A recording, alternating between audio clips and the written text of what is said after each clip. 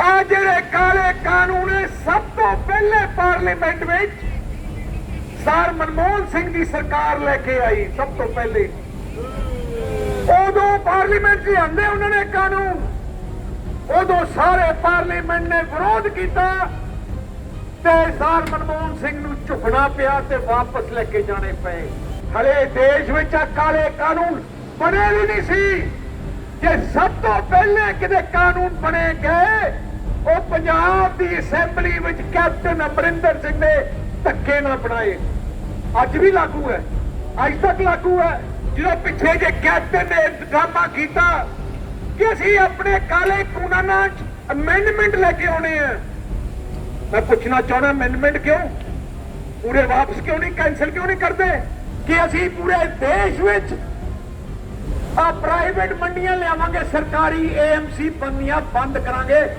अज तक राहुल गांधी का स्टैंड है, आप इन्हां तो कोई उम्मीद रख सकते हैं?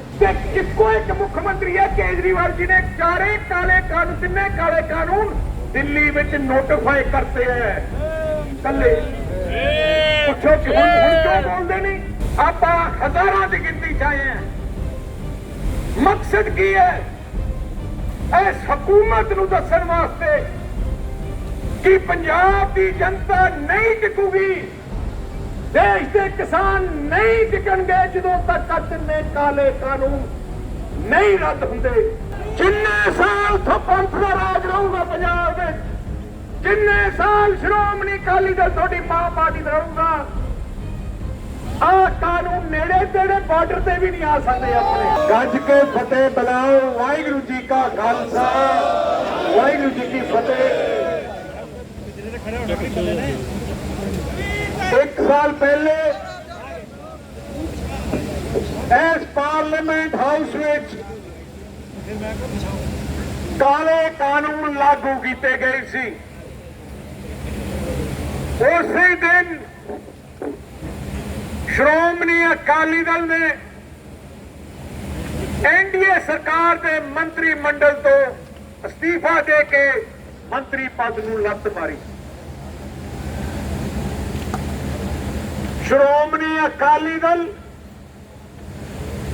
का इतिहास गवाह कि श्रोमणी अकाली दल जुल्म के खिलाफ लड़ती जथेबंदी है। भावें आजादी तो पहले का इतिहास या आजादी के बाद का इतिहास देख लो, श्रोमणी अकाली दल नूं कोई सत्ता की लालच नहीं। जे सत्ता की लालच हुंदी, श्रोमणी अकाली दल की लीडरशिप 16-16 साल जेलों च न कटदी। उस टाइम दी हुकूमतां सारा राजपाल देण नूं तैयार सी, पर श्रोमणी अकाली दल ने हर समय जो जुल्म किया गया ते हर किस्म की कुर्बानी दी। सब तो पहले मैं धन्यवाद करना चाहना श्रोमणी अकाली दल के वर्करां दा, जिहड़े तुसीं अज 500 किलोमीटर तो वध तुसीं इत्थे आए हो।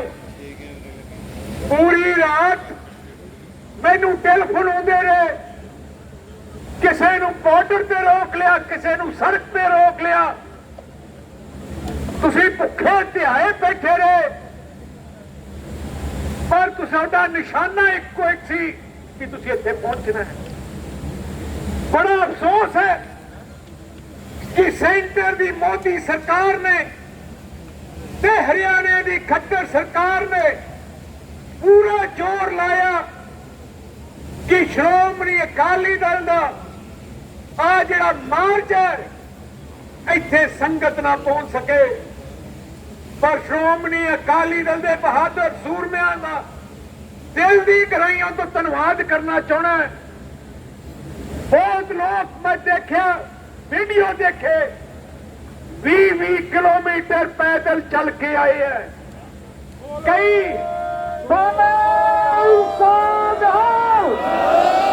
कई ऑटो रिक्शा से बह के आए हैं, कोई मेट्रो तो जाके आए हैं, कोई दिल्ली की बसा च बह के आ गए।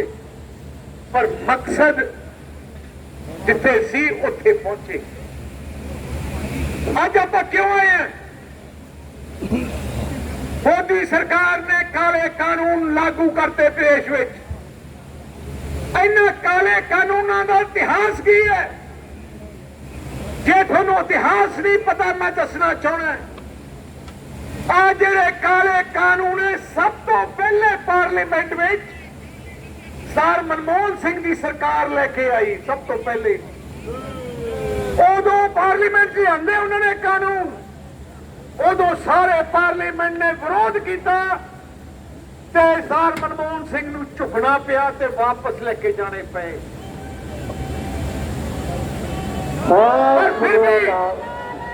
ਪਰ ਫਿਰ ਵੀ ਕਾਂਗਰਸ ਪਾਰਟੀ ਦੇ ਮਨ 'ਚ ਨੀਅਤ ਨਹੀਂ ਬਦਲੀ।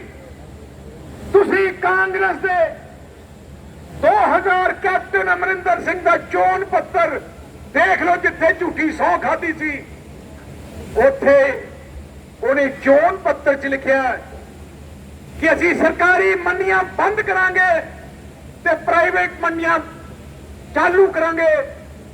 ਤੇ ਕੈਪਟਨ ਨੇ ਕੱਲੀ ਇੱਕ ਸਹੁੰ ਪੂਰੀ ਕੀਤੀ ਹੈ। ਜਦੋਂ ਸਰਕਾਰ ਬਣੀ ਉਹਨੇ ਨਵਾਂ ਐਕਟ ਬਣਾਇਆ ਪੰਜਾਬ ਦਾ। ਹਲੇ ਦੇਸ਼ ਵਿੱਚ ਕਾਲੇ ਕਾਨੂੰਨ ਬਣੇ ਵੀ ਨਹੀਂ ਸੀ। ਜੇ ਸਭ ਤੋਂ ਪਹਿਲੇ ਕਿਤੇ ਕਾਨੂੰਨ ਬਣੇ ਗਏ ਉਹ ਪੰਜਾਬ ਦੀ ਅਸੈਂਬਲੀ ਵਿੱਚ ਕੈਪਟਨ ਅਮਰਿੰਦਰ ਸਿੰਘ ਨੇ ਧੱਕੇ ਨਾ ਬਣਾਏ। ਅੱਜ ਵੀ ਲਾਗੂ ਹੈ, ਅੱਜ ਤੱਕ ਲਾਗੂ ਹੈ। ਅਸੀਂ ਅਸੈਂਬਲੀ ਵਿੱਚ ਰੌਲਾ ਪਾਇਆ ਜਦੋਂ ਪਿੱਛੇ ਜੇ ਕੈਪਟਨ ਨੇ ਡਰਾਮਾ ਕੀਤਾ ਕਿ ਅਸੀਂ ਆਪਣੇ ਕਾਲੇ ਕਾਨੂੰਨਾਂ 'ਚ ਅਮੈਂਡਮੈਂਟ ਲੈ ਕੇ ਆਉਣੇ ਆ। ਮੈਂ ਪੁੱਛਣਾ ਚਾਹੁੰਦਾ, ਅਮੈਂਡਮੈਂਟ ਕਿਉਂ? ਪੂਰੇ ਵਾਪਸ ਕਿਉਂ ਨਹੀਂ, ਕੈਂਸਲ ਕਿਉਂ ਨਹੀਂ ਕਰਦੇ? ਕਿਉਂਕਿ ਨੀਅਤ ਸਾਫ਼ ਨਹੀਂ। ਗਾਂਧੀ ਪਰਿਵਾਰ ਦਾ ਹੁਕਮ ਹੈ। 2019 ਦਾ ਜਿਹੜਾ ਪਾਰਲੀਮੈਂਟ ਇਲੈਕਸ਼ਨ ਹੋਇਆ, ਕਾਂਗਰਸ ਦਾ ਦੇਸ਼ ਦਾ ਚੋਣ ਪੱਤਰ ਦੇਖ ਲਓ, ਜਿੱਥੇ ਰਾਹੁਲ ਗਾਂਧੀ ਦੀ ਆਪਣੀ ਫੋਟੋ ਹੈ। ਉੱਥੇ ਲਿਖਿਆ 11ਵੇਂ ਸਭੇ ਕਿ ਅਸੀਂ ਪੂਰੇ ਦੇਸ਼ ਵਿੱਚ ਆ ਪ੍ਰਾਈਵੇਟ ਮੰਡੀਆਂ ਲਿਆਵਾਂਗੇ, ਸਰਕਾਰੀ ਏਐਮਸੀ ਮੰਡੀਆਂ ਬੰਦ ਕਰਾਂਗੇ। ਅੱਜ ਤੱਕ ਰਾਹੁਲ ਗਾਂਧੀ ਦਾ ਸਟੈਂਡ ਹੈ। ਆਪਾਂ ਇਹਨਾਂ ਤੋਂ ਕੋਈ ਉਮੀਦ ਰੱਖ ਸਕਦੇ ਹਾਂ? ਆ ਜਿਹੜੇ ਪੰਜਾਬ ਦੇਸ਼ ਵਿੱਚ ਜਦੋਂ ਕਾਲੇ ਕਾਨੂੰਨ ਲਾਗੂ ਹੋਣੇ ਸੀ, ਮੋਦੀ ਸਰਕਾਰ ਨੇ ਲਾਗੂ ਕਰਨੇ ਸੀ, ਤਕਰੀਬਨ ਆਪਣੇ ਕਾਲੇ ਕਾਨੂੰਨ ਲਾਗੂ ਹੋਣ ਤੋਂ 2 ਸਾਲ ਪਹਿਲੇ ਦੇਸ਼ ਦੇ ਪ੍ਰਧਾਨ ਮੰਤਰੀ ਨੇ 7 ਮੁੱਖ ਮੰਤਰੀਆਂ ਦੀ ਕਮੇਟੀ ਬਣਾਈ, ਜਿਨ੍ਹਾਂ ਨੇ ਫੈਸਲਾ ਕਰਨਾ ਸੀ ਕਿ ਇਹ ਕਾਨੂੰਨ ਕਿਹੋ ਜਿਹੇ ਹੋਣ। ਉਹਨਾਂ 7 ਵਿੱਚੋਂ ਇੱਕ ਕੈਪਟਨ ਅਮਰਿੰਦਰ ਸਿੰਘ ਕਾਂਗਰਸ ਦਾ, ਇੱਕ ਕਮਲਨਾਥ ਮੱਧ ਪ੍ਰਦੇਸ਼ ਦਾ ਚੀਫ ਮਿਨਿਸਟਰ ਕਾਂਗਰਸ ਦਾ ਸੀ।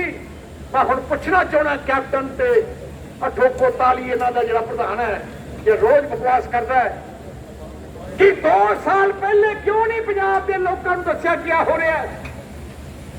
ਜੇ ਉਦੋਂ ਦੱਸ ਦਿੰਦੇ ਤੇ ਉਦੋਂ ਆਪਾਂ ਲੜਾਈ ਲੜਦੇ, ਅੱਜ ਜਾਨਾਂ ਨਹੀਂ ਜਾਣੀਆਂ ਸੀ। ਇੰਨਾ ਮੁਸ਼ਕਿਲ ਆਪਣਾ ਨੂੰ ਹੋਣਾ ਨਹੀਂ ਪੈਣਾ ਸੀ। ਪਰ ਨਾਲ ਸੀ, ਚੁੱਪ ਸੀ। ਹੁਣ ਵੀ ਨਾਲ ਰਲੇ, ਡਰਾਮੇ ਕਰਦੇ। ਜੇ ਕਾਨੂੰਨ ਜੋ ਤੁਸੀਂ ਯਾਦ ਕਰੋ, ਕਿਸਾਨ ਜਥੇਬੰਦੀਆਂ ਨੂੰ ਵੀ ਯਾਦ ਕਰਾਉਣਾ ਚਾਹੁੰਦਾ। ਜਦੋਂ ਪਾਰਲੀਮੈਂਟ 'ਚ ਕਾਨੂੰਨ ਆਇਆ ਤੇ ਕਿਸਾਨ ਜਥੇਬੰਦੀਆਂ ਨੇ, ਪੰਜਾਬ ਦੇ ਲੋਕਾਂ ਨੇ ਕਿਹਾ ਕਿ ਸਾਰੇ ਪੰਜਾਬ ਦੇ ਐਮਪੀਆਂ ਨੂੰ ਕਿ ਇਹਨਾਂ ਕਾਨੂੰਨਾਂ ਦੇ ਖਿਲਾਫ ਵੋਟ ਪਾਓ। ਕਿਸੇ ਨੇ ਬਾਈਕਾਟ ਨਹੀਂ ਕਰਨਾ, ਕਿਸੇ ਨੇ ਹੱਕ 'ਚ ਨਹੀਂ ਪਾਉਣੀ। ਜੇ ਤੁਸੀਂ ਬਾਈਕਾਟ ਕਰੋਗੇ ਇਹਦਾ ਮਤਲਬ ਤੁਸੀਂ ਸਹੀ ਮੈਨੇ ਤੇ ਕਾਲੇ ਕਾਨੂੰਨਾਂ ਦੇ ਹੱਕ 'ਚੋਂ। ਤੇ ਮੈਂ ਪੁੱਛਣਾ ਚਾਹੁੰਦਾ ਜਥੇਬੰਦੀਆਂ ਨੂੰ ਕਿ ਸਾਰੇ ਪੰਜਾਬ ਜਾਣਦਾ ਕਿ ਇਕੱਲੇ 2 ਐਮਪੀ ਲੋਕ ਸਭਾ ਵਿੱਚ ਹਰਸਿਮਰਤ ਕੌਰ ਬਾਦਲ ਤੇ ਮੈਂ, ਜਿਨ੍ਹਾਂ ਨੇ ਵਿਰੋਧ ਕੀਤਾ, ਸਾਰੇ ਕਾਂਗਰਸ ਦੇ ਐਮਪੀ ਤੇ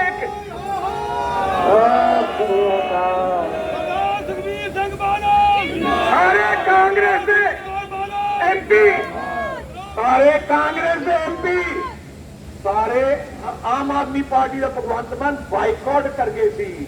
ਮਤਲਬ ਸਿੱਧੇ ਤਰੀਕੇ ਨਾਲ ਅਸੀਂ ਜੋ ਕਹਿੰਦੇ ਆ ਕਰਦੇ, ਲਾਰੇ ਨਹੀਂ ਲਾਉਂਦੇ। ਉਹਦੇ ਬਾਅਦ ਵੀ ਤੁਸੀਂ ਦੇਖਿਆ ਦਿੱਲੀ ਵਿੱਚ, ਹੁਣ ਦਿੱਲੀ ਸਰਕਾਰ ਹੈ, ਤੁਸੀਂ ਦਿੱਲੀ ਆਏ ਹੋ, ਇੱਥੇ ਕੋਈ ਝੋਨੇ ਦੇ ਖੇਤ ਦਿਖਦੇ ਆ, ਮਸਾ 4-5 ਹਜ਼ਾਰ ਕਿੱਲਾ ਇੱਥੇ ਜ਼ਮੀਨ ਹੈ ਤੇ ਇੱਕੋ ਇੱਕ ਮੁੱਖ ਮੰਤਰੀ ਹੈ ਕੇਜਰੀਵਾਲ ਜੀ ਨੇ ਚਾਰੇ ਕਾਲੇ ਕਾਨੂੰਨ, ਤਿੰਨੇ ਕਾਲੇ ਕਾਨੂੰਨ ਦਿੱਲੀ ਵਿੱਚ ਨੋਟੀਫਾਈ ਕਰਤੇ ਹੈ ਕੱਲੇ। ਪੁੱਛੋ ਕਿ ਹੁਣ ਕਿਉਂ ਬੋਲਦੇ ਨਹੀਂ? ਤੇ ਕੈਪਟਨ ਅਮਰਿੰਦਰ ਸਿੰਘ ਨੇ ਅੱਜ ਤੱਕ ਪੰਜਾਬ ਦੀ ਅਸੈਂਬਲੀ ਚ ਇਹਨਾਂ ਨੂੰ ਆਪਣੇ ਕੀਤੇ ਹੋਏ ਰੱਦ ਨਹੀਂ ਕੀਤੇ। ਮੈਂ ਸਾਰਿਆਂ ਨੂੰ ਆਹੀ ਬੇਨਤੀ ਕਰਨਾ ਚਾਹਣਾ ਕਿ ਸ਼੍ਰੋਮਣੀ ਅਕਾਲੀ ਦਲ ਨੂੰ ਕਿਸੇ ਜਥੇਬੰਦੀ ਤੋਂ ਸਰਟੀਫਿਕੇਟ ਲੈਣ ਦੀ ਲੋੜ ਨਹੀਂ, ਕਿਸੇ ਪਾਰਟੀ ਤੋਂ ਸਰਟੀਫਿਕੇਟ ਲੈਣ ਦੀ ਲੋੜ ਨਹੀਂ ਕਿ ਸ਼੍ਰੋਮਣੀ ਅਕਾਲੀ ਦਲ ਕਿਸਾਨਾਂ ਦੀ ਜਥੇਬੰਦੀ ਹੈ। ਸ਼੍ਰੋਮਣੀ ਅਕਾਲੀ ਦਲ ਪੂਰੇ ਦੇਸ਼ ਵਿੱਚ ਜੇ ਕੋਈ ਪਾਰਟੀ ਕਿਸਾਨੀ ਦੀ ਗੱਲ ਕਰਦੀ ਹੈ, ਜੇ ਦੇਸ਼ ਵਿੱਚ ਕੋਈ ਪਾਰਟੀ ਕਿਸਾਨੀ ਦੀ ਗੱਲ ਕਰਦੀ ਹੈ, ਕਿਸਾਨੀ ਦੀ ਲੜਾਈ ਲੜਦੀ ਹੈ, ਕਿਸਾਨਾਂ ਨੂੰ ਸਹੂਲਤਾਂ ਦਿੰਦੀ ਹੈ, ਉਹ ਕੱਲੀ ਸ਼੍ਰੋਮਣੀ ਅਕਾਲੀ ਦਲ ਹੈ।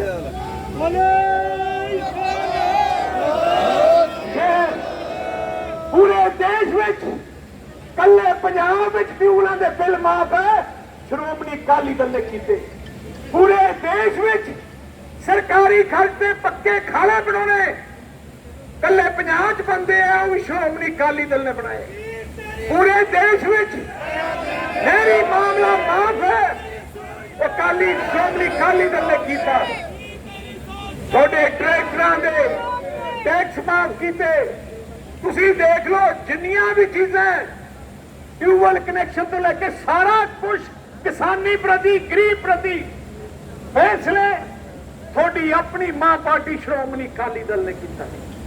ਸ਼੍ਰੋਮਣੀ ਅਕਾਲੀ ਦਲ ਪੰਜਾਬ ਦੀ ਆਵਾਜ਼ ਹੈ, ਉਸ ਸੂਬੇ ਦੀ ਆਵਾਜ਼ ਹੈ, ਉਸ ਕੌਮ ਦੀ ਆਵਾਜ਼ ਹੈ ਜਿਹਨੇ ਦੇਸ਼ ਦੀ ਆਜ਼ਾਦੀ ਲਈ, ਦੇਸ਼ ਦੀ ਲੋਕਾਂ ਦੇ ਢਿੱਡ ਭਰਨ ਵਾਸਤੇ ਸਭ ਤੋਂ ਵੱਧ ਯੋਗਦਾਨ ਪੂਰੇ ਦੇਸ਼ ਪਾਇਆ ਤੇ ਸ਼੍ਰੋਮਣੀ ਅਕਾਲੀ ਦਲ ਤੇ ਪੰਜਾਬ ਨੇ ਪਾਇਆ।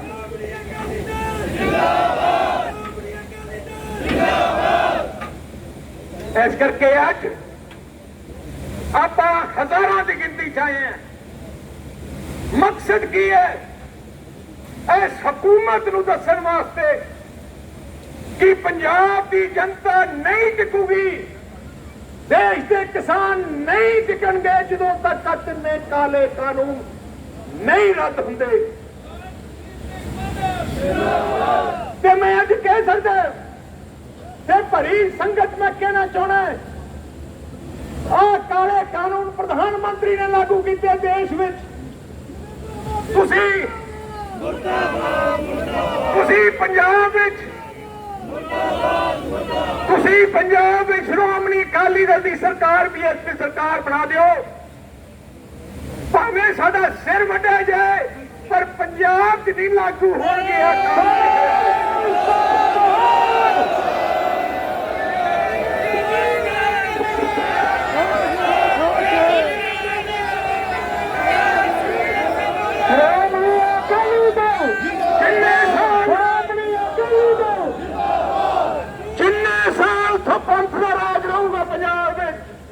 ਜਿੰਨੇ ਸਾਲ ਸ਼੍ਰੋਮਣੀ ਅਕਾਲੀ ਦਲ ਤੁਹਾਡੀ ਮਾਂ ਪਾਰਟੀ ਦਾ ਰਹੂਗਾ, ਆਹ ਕਾਨੂੰਨ ਨੇੜੇ ਤੇੜੇ ਬਾਰਡਰ ਤੇ ਵੀ ਨਹੀਂ ਆ ਸਕਦੇ ਆਪਣੇ।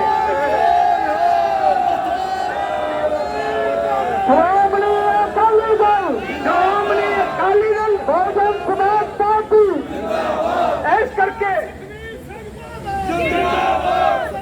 ਅੱਜ ਜਿਹੜੇ ਤੁਸੀਂ ਇੱਥੇ ਆਏ ਹੋ, मैं खास करके दिल्ली गुरुद्वारा प्रबंधक कमेटी का, खास करके दिल्ली श्रोमणी अकाली दल का दिल की गहराइयां तो धन्यवाद करना चाहना। इन्होंने बहुत वधिया इंतजाम किया ते वड्डी गल है।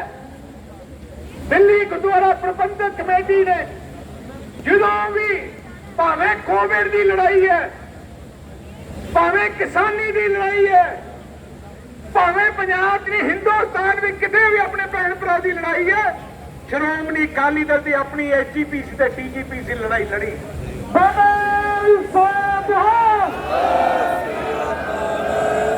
सो मैं आ कहना चाहना कि पंजाबियों की ਇੱਕੋ ਇੱਕ ਜਥੇਬੰਦੀ ਹੈ, ਪੰਥ ਇੱਕੋ ਇੱਕ ਜਥੇਬੰਦੀ ਹੈ ਸ਼੍ਰੋਮਣੀ ਅਕਾਲੀ ਦਲ। ਕਾਂਗਰਸ ਪਾਰਟੀ ਨੂੰ ਵੀ ਹੁਕਮ ਗਾਂਧੀ ਪਰਿਵਾਰ ਦਿੰਦਾ ਹੈ। ਕਾਂਗਰਸ ਪਾਰਟੀ ਨੂੰ ਵੀ ਹੁਕਮ ਗਾਂਧੀ ਪਰਿਵਾਰ ਦਿੰਦਾ ਹੈ, ਜਿਨ੍ਹਾਂ ਨੇ ਟੈਂਕਾਂ ਤੋਂ ਪੱਤ ਆਪਣੇ ਕੌਮ ਤੇ ਹਮਲੇ ਕੀਤੇ ਤੇ ਨਾਲੇ ਜਿਨ੍ਹਾਂ ਨੇ ਸਭ ਤੋਂ ਪਹਿਲੇ ਆ ਕਾਲੇ ਕਾਨੂੰਨ ਲਾਗੂ ਕਰਨ ਦੀ ਕੋਸ਼ਿਸ਼ ਕੀਤੀ ਤੇ ਪੰਜਾਬ ਬਣਾਏ। ਆਮ ਆਦਮੀ ਪਾਰਟੀ ਨੂੰ ਵੀ ਹੁਕਮ ਦਿੱਲੀੋਂ ਆਉਂਦਾ ਕੇਜਰੀਵਾਲ ਦਾ, ਜਿਹਦਾ ਸਟੈਂਡ ਦਾ ਕੋਈ ਪਤਾ ਨਹੀਂ। ਪੰਜਾਬ ਜਾ ਕੇ ਕੁਝ ਕਹਿੰਦਾ, ਹਰਿਆਣੇ ਜਾ ਕੇ ਕੁਝ ਕਹਿੰਦਾ ਤੇ ਦਿੱਲੀ ਆ ਕੇ ਕੁਝ ਕਹਿੰਦਾ। ਆਈ ਕੇਜਰੀਵਾਲ ਨੇ ਸੁਪਰੀਮ ਕੋਰਟ ਵਿੱਚ ਐਫੀਡੇਵਿਟ ਦਿੱਤਾ ਕਿ ਪੰਜਾਬ ਦੇ ਥਰਮਲ ਪਲਾਂਟ ਬੰਦ ਕਰ ਦਿਓ।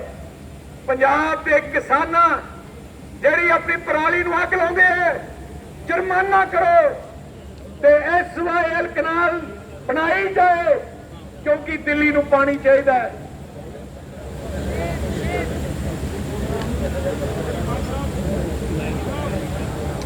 ਤੁਸੀਂ ਦੇਖ ਲਓ ਆ ਕੇਜਰੀਵਾਲ ਦੀ ਸੋਚ ਹੈ।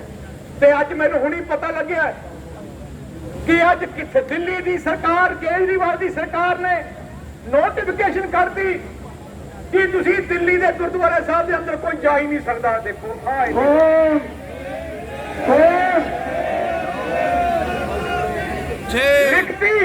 ਲਿਖਤੀ ਨੋਟੀਫਿਕੇਸ਼ਨ ਕੱਢਿਆ। ਦੇਖੋ ਇੰਨੇ ਡਰ ਕੇ ਤੁਹਾਡੀ ਸ਼ਕਤੀ ਤੋਂ। ਤੀਜੀ ਗੱਲ, ਭਾਰਤੀ ਜਨਤਾ ਪਾਰਟੀ ਦਾ ਤੁਹਾਨੂੰ ਪਤਾ ਹੀ ਹੈ, ਉਹਨਾਂ ਦੀ ਤਾਂ ਦੁਕਾਨ ਬੰਦ ਹੋ ਗਈ ਹੁਣ। तो इस करके मां पार्टी श्रोमणी अकाली दल के प्रधान होने के नाते मैं थानू फिर तो वचन दिना, किसान होए भावे गरीब होए भावे व्यापारी होए, पंजाब की तरक्की तां रह सकती है जे पंजाब में अमन शांति रहूगी तो भाईचारे सांझ रहूगी।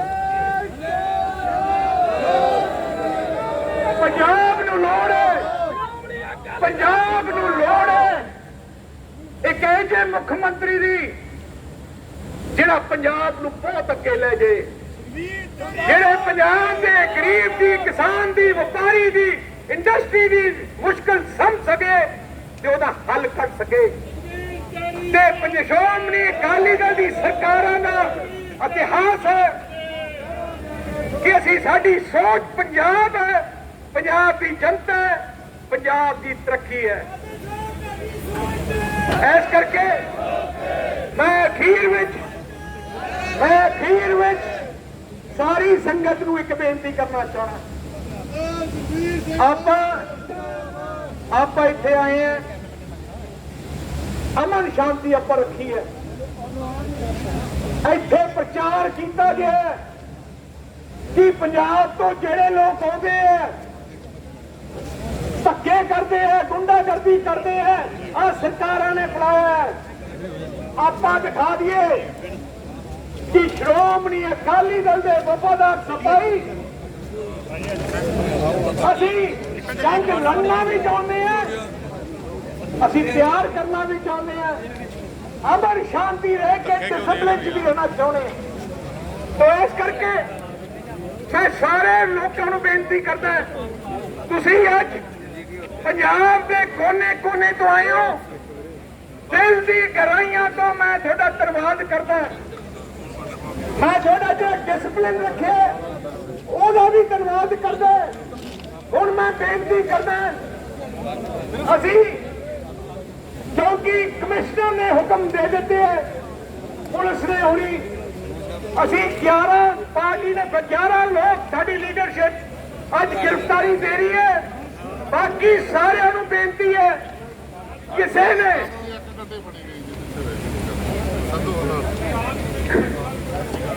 पुलिस का